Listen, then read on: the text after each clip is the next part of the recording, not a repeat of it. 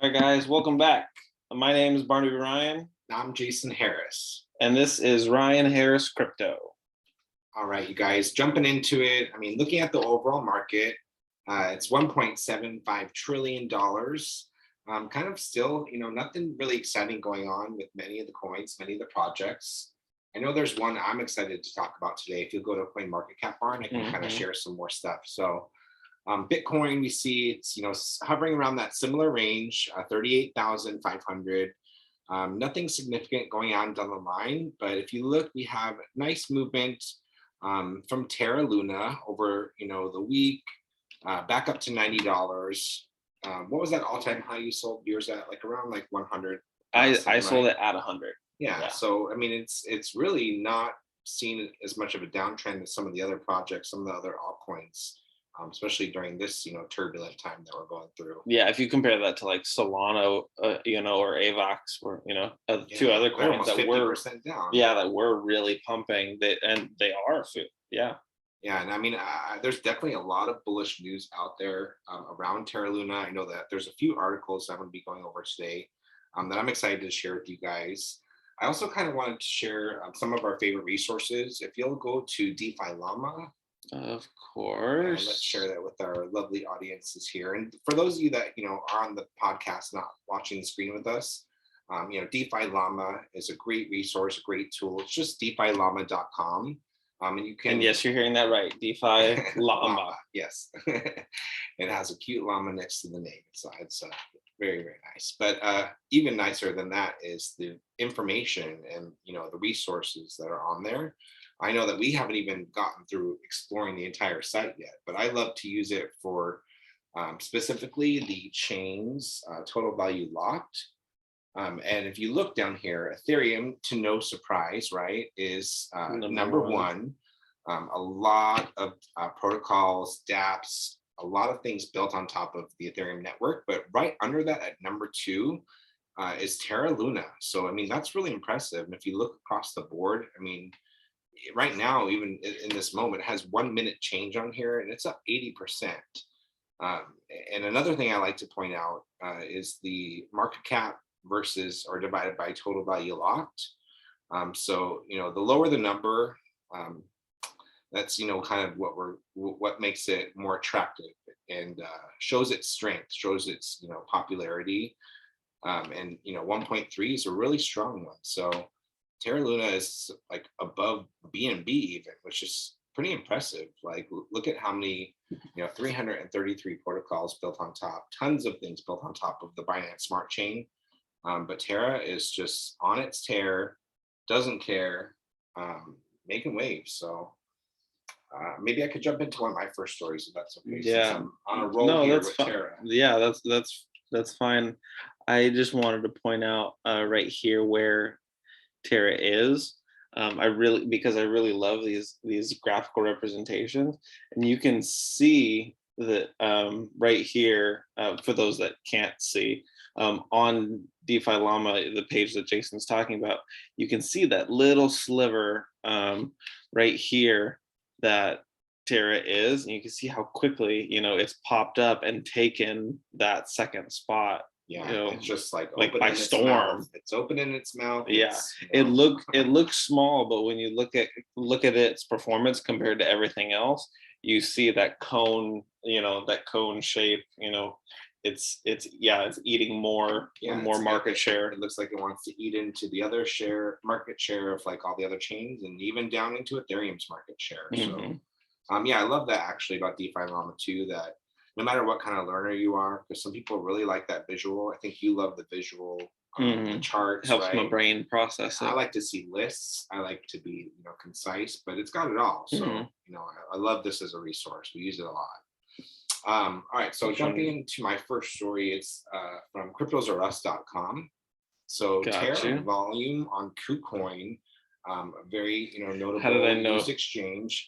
I knew you would do it. I was like, KuCoin, Terra Luna. I You're love gonna talk about KuCoin. it. Yeah, but it's higher than BTC and ETH combined. So, looking down here into the article, excuse me. So obviously trading volume, right, is a great indicator of like how popular that that asset is, right? Like how many people are interested in How many it? people are actually using it Yeah, on a daily basis? they're buying and selling, that's the volume going on in the chain. So the higher the volume, the more people are trading the asset. And what's really impressive, and this article points out, is that it's not often that any protocol or layer one or other chain is above Bitcoin, because Bitcoin, as we know, is the most liquid crypto asset. It is the highest market cap of crypto assets out there. So for Terra to not only outpace Ethereum, but also Bitcoin is extremely bullish for the coin, extremely bullish for Terra Luna. And I'm really excited for it. So looking down here further, it goes over what I said here. These on KuCoin, you trade in pairs. So I do a lot of trading on KuCoin. It's easy. It's a lot less fees, and USDT. So Tether is kind of the trading pair that is my go-to on KuCoin. But it's got a lot of projects listed, and some things that you can't find on exchanges. Which definitely makes it attractive for on other exchanges. On other exchanges, like the more popular ones, the easier ones, right? Like the Coinbases, Binance, and .us, all that good stuff. But yeah, rapid growth. I mean, it is just on that burn. Tear. Like, the burning of it. Every time UST is minted, the stable coin on the Terra Luna network, Terra is burned. So becoming. I don't know if it's becoming deflationary quite yet, but it's making it a more scarce asset as you burn it, right? And that's the old supply and demand you talked about the other day. So yeah, love it. And if you guys are loving Terra, then you're excited about this too. All right, what do you got for the peeps, Brian? Actually, on that same topic, I want to jump back here because I will just want to share, like, in the whatever portfolio trackers you get, you can actually customize. So like I have it customized to look at price charts, but if I just take all these away, and I just like doing this because I like to see different views. Oh, it doesn't give the graphics. I wish it would give the graphics here. But you can organize it, however you want, and you can sort each by that 24-hour volume, and going on 7-day volume. So I just organized it to the 24-hour volume, and then you can see here, Terra Luna is, it's got quite a bit of volume flowing through it right now. Yeah, and this is all exchanges, right? So not just KuCoin, but all exchanges. I mean, sitting at number 7, still pretty impressive. And you can see Tether is the only thing above Bitcoin because that's what everyone's using as trading pairs, and as the stable coin, to get into these projects. So yeah, I love that. Yeah, I love so I that just like to show you can use customize. You can customize it to look at different things. Yeah. Okay. Yeah. So on a similar note, let's go over. All right, so we'll move up the layers in this conversation. So for those that aren't looking at the screen, I have an article here from coinquora.com. That's QUORA. Bitcoin Lightning Network jacks up nodes from 7,000 to 15,000. So this is a pretty big deal. So the Lightning Network nodes, the Lightning Network is an affordable layer 2 payment system, really, that's built on top of Bitcoin itself. Bitcoin layer 1 transactions, while secure and censorship resistant, surveillance resistant, it's slow and it's expensive. It's a little bit clunky. It's a good system overall, but when you're talking about, buying your dollar fries from McDonald's, you don't exactly want a $5 fee that comes along with that. Essentially you don't even want to notice the transaction fees. So the Lightning Network is like this interconnected web of payments that can flow through each other. So I gave this example to Jason earlier. If I'm buying, let's say a bike off of Jason for $100, so that opens up $100 payment channel that potentially any transaction under $100 could flow through that channel that we made. The reason being is that Lightning Network basically doesn't settle immediately. Your transaction settles immediately, but it doesn't settle on the Bitcoin network until later. So they're batched essentially. And this is a big deal because this network is growing, at a staggering rate, 105%. We went from 7,000 nodes, this is the Lightning Network nodes, Yes. to the 15,000 Lightning Network nodes, which has more than doubled the amount of Bitcoin on top of it. The other cool thing about it is when it's your money that is being used as the payment channel, you actually do get a kickback for that. So yeah, you can host a Lightning Network node, right? Yeah, you can host it. Well, you need. Actually, I can't remember. I'll look into that. Yeah, I'll look into that one again. Yeah. But yeah, so I'm going to be continuing talking about the different layers here. So if you want to jump into something else, we can jump back to this. No, yeah, let's just keep going with it because I mean, I think it's cool and it's interesting. So like you're saying Bitcoin, right, is our layer one. Mm-hmm. And then a layer two example on the Bitcoin is network Lightning. Is the Lightning Network. Lightning Network. Helps with that scalability, that reducing in payment costs. So the next one I have is from Impervious. Impervious browser is a layer 3 that essentially will allow applications to be built on top of the Lightning Network. So on top of Bitcoin, you can have things, truly peer-to-peer transactions, and it astutely says, like the internet was meant to be, in a way that is censorship resistant, surveillance resistant, encrypted, and has payments built into it. And now, this is important, because think about all of these right here. So the article I have is from bitcoinist.com, and it talks about Bitcoin layer 3. What is the Impervious browser and when can we expect it? So this is the post from Impervious Twitter, and it says, the Impervious browser, your portal to the P2P, peer-to-peer internet. Zoom without Zoom, Google Docs without Google, so on and so forth.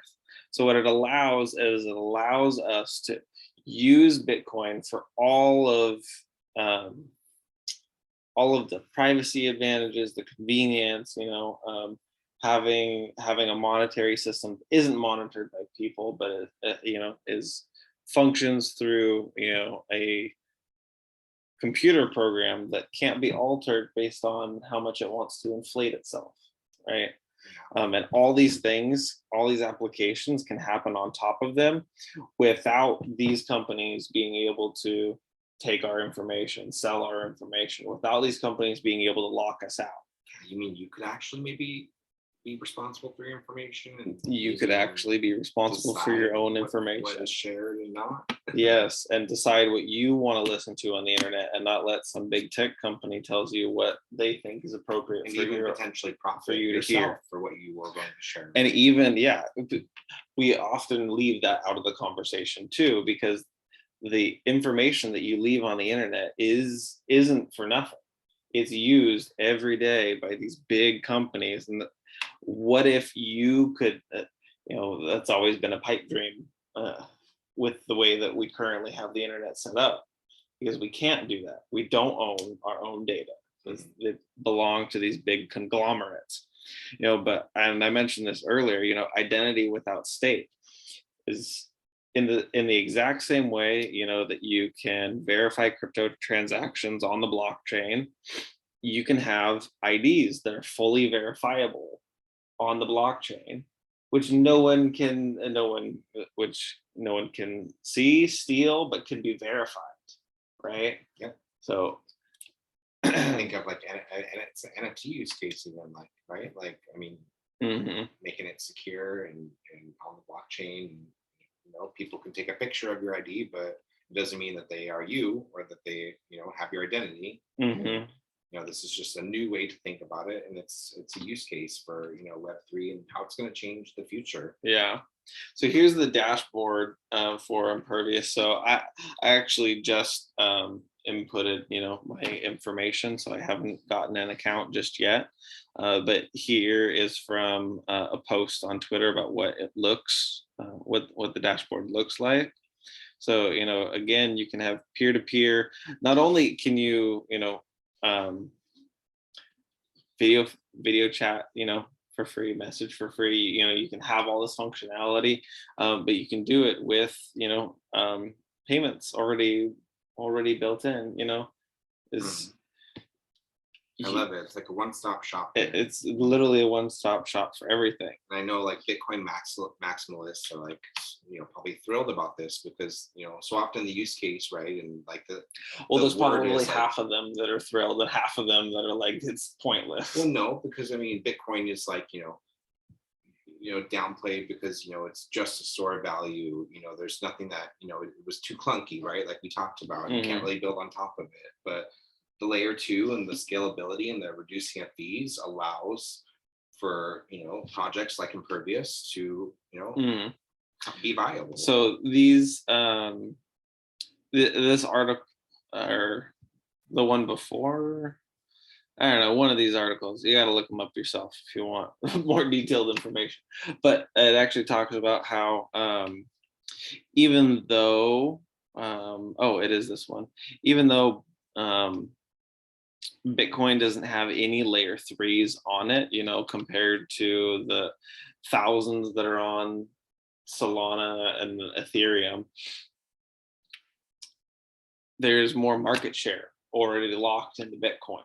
So adding this layer on top of Bitcoin could potentially make it also, you know, a rival to Ethereum and Solana and the rest of these platforms that are desperately trying to scale. I mean, yeah, because Bitcoin's already scaled. It opens up the potential for DeFi on Bitcoin, even, right? And when we look at the total value locked on DeFi Llama, Bitcoin's not number one. That's like one of the few things that, you know, Bitcoin's not really in the top of, but you know, this opens up that channel and the possibility for that. So this goes into more of the explanations about it. So actually, we see it right here. You know, Ethereum has 3,000 layer 3 apps. Solana has 500 layer 3 apps onto it. But again, even though Bitcoin doesn't have any, you know, Bitcoin still commands, you know, this $1 trillion share of the market, which is absolutely insane. Yeah, it's only bullish for Bitcoin, and you know, it can really maybe be one of the catalysts that pushes it forward. You know, either within this question mark bull run, or the next one. You know, as we approach the next halving, you know, the difficulty goes up and all that good stuff in the next few years. Cool. Well, I mean, that's interesting. I'm sure a lot of people listening hopefully are interested in that, because I think it's cool. Yeah. Well, and it was hard too because these weren't on like the big websites, you know. This was only, there was a bunch of articles about this though, but they were only on these like obscure websites that really like go deep into it. Yeah. Deeper into it. All right. This is your awesome. Yeah. So as people from our podcast know, I love to talk about you know, just the state news and, you know, advances that are coming when it comes to crypto in the US. And right now we have from Cointelegraph.com, Austin Mayor embraces Web3 tech and crypto payments. So Austin is the second fastest growing city in Texas. And they're looking into, you know, getting into Bitcoin as a payment option and really thinking about how Web3 can, improve the residents' lives. And, I think that's where we've seen a lot of states going. We talked about Colorado, mentions a few other states down here on the bottom here. New York, Miami. But New York, of course, Miami, some of Colorado. the major ones. There's also been other ones, but Austin's looking to get into that too. And really, it's two initiatives. So the first one is, making sure to promote equity, diversity, accessibility, and inclusion in the technological ecosystem. So, they're really going to look into how the city can utilize blockchain in 20 fields. So from things like smart contracts, supply chain management, insurance, arts, media, fundraising, and then what did we just talk about? Identity verification. All right, I wasn't even planned. So easy. So we have a quote here: the city manager is directed to ensure the city is helping to create an environment within city government and in the community generally that supports the creation and development of new technologies, including, without limitation, blockchain and other Web3 related technologies, protocols, and applications. So, man, I wish the US in general had a very foresight thought quote like that. But hey, hopefully we'll get there. One state at a time. But hey, city at that's a time, okay. I don't right? want top-down government. And then the second initiative and part of their kind of strategy, I guess you would say, is a fact-finding study. So really just exploratory, looking into crypto, related policies, just making sure that they can, be innovative, be, part of this movement. And they're looking for ways for residents to legally pay their bills with crypto. So basically, Austin wants your crypto. They want your crypto. Don't give them your crypto. I mean, that's cool, but give them your crypto later on, 10 years, 20 years. Yeah. Not today. Yeah, not when we're at the beginning, of this new emerging technology. Every time I hear that, it just reminds me of, when Tesla announced they would accept Bitcoin, and I was like, no one's gonna do that. And then nobody did that. Yeah. And then they shut it down. They're like, because the environment. Yeah, like, because the environment, or because you're mad nobody gave you Bitcoin for a car? Probably a little both. But yeah, definitely bullish for crypto, just showing more adoption, right? As we, chug along here, even in a time like of volatility and uncertainty, and, a lot of things stacked up and FUD against cryptocurrency. There's still a lot of innovation and movement forward. So I think that's really bullish. Yeah, I do too. I think it's all good news. Good news for the crypto. Whatever the price is doing, helps me to be confident in my decisions by just thinking about, what's the overall sentiment, because the price, again, is the least important number. Yeah, that you're looking at. It's the most emotionally involved one. Yeah, it's not, but it's the least important. Care. Yeah. But yeah, what's the use case? What's going on behind the scenes? What's actually happening? What's being used? What's being talked about? That's definitely part of the pie, right? Yeah. All right. Thanks for listening, guys. If you enjoyed our content, drop us a like. Subscribe. Comment, smash the like. Please turn on post notifications. We need all the help we can get getting our channel started. We just, want to open up a dialogue with the community and take you along for this journey with us. That's right. All right. We'll see you guys next time. Take care. Thanks, guys.